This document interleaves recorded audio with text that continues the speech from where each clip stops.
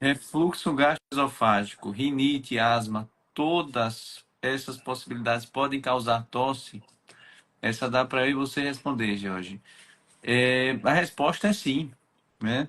O refluxo gastroesofágico, a rinite e a asma é o combo daquele paciente com tosse crônica, né? Aqueles pacientes que rodam vários especialistas, rodam vários otorrinos e pneu, até encontrar a verdadeira origem do problema e direcionar o tratamento e conseguir melhorar a qualidade de vida.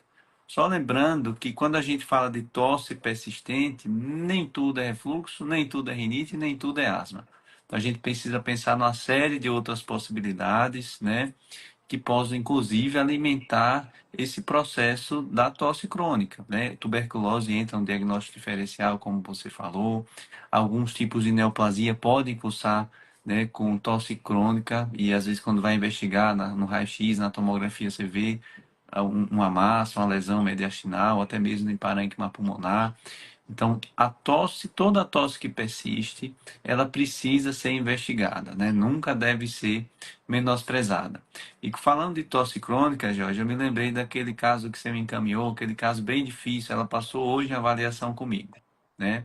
E eu identifiquei um outro fator que está contribuindo para o caso de tosse crônica dela. Ela tem um quadro de ansiedade muito intenso que não vem sendo tratado.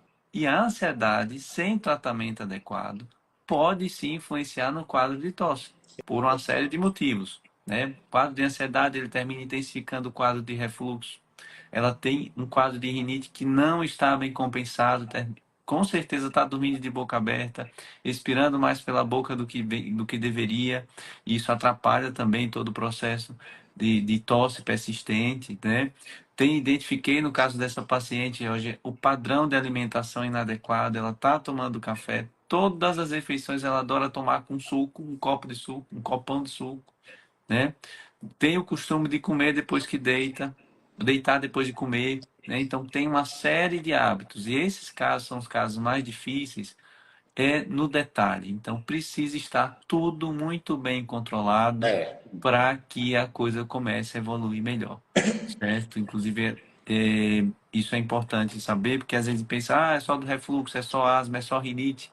E nesse caso dessa paciente, ela tem exatamente esse combo aí e que sim. vem sofrendo há bastante tempo. Eu acredito que agora, Jorge, a gente achou alguns gatilhos importantes para consertar e finalmente resolver a tosse dessa paciente que nós temos em comum. É uma paciente jovem, né, que vem com a tosse crônica de anos e que já passou por inúmeros especialistas, né, aqui no estado de Sergipe.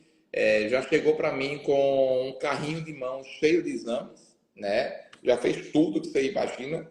E, e aí na verdade, eu só atualizei a nasofibrolaringoscopia, né, porque eu via que o padrão tinha muito de laringe ali.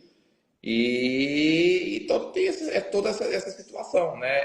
E eu já tinha conversado com ela sobre a questão da alimentação e tal, mas me parece que tem uma certa dificuldade, né? Porque, assim, Uhum. para a gente ter resultados satisfatórios nesse tipo de tratamento, né, que envolva aí o refluxo, a alimentação é fundamental, né? Porque tem perfil de alimentação que piora mais o refluxo. E não adianta só investir em medicamento, né? Tem toda essa questão aí alimentar, comportamental, ansiedade, como o Daniel falou, que a ansiedade mexe com tudo, né? Potencializa tudo. Na minha área, então, asma, crise de asma, piora de tosse, piora de falta de ar, né? Várias vezes eu pego paciente aqui com dispneia psicogênica, que eu viro ele de cabeça para baixo investigando e não acho nenhuma causa, mando para o psiquiatra, ele melhora, entendeu? Então, assim, é bem interessante e essa questão multifatorial, né? Multifatorial. Uhum. Que tosse crônica, geralmente, quando a gente vai investigar e descobre, a gente vê que não é uma causa somente.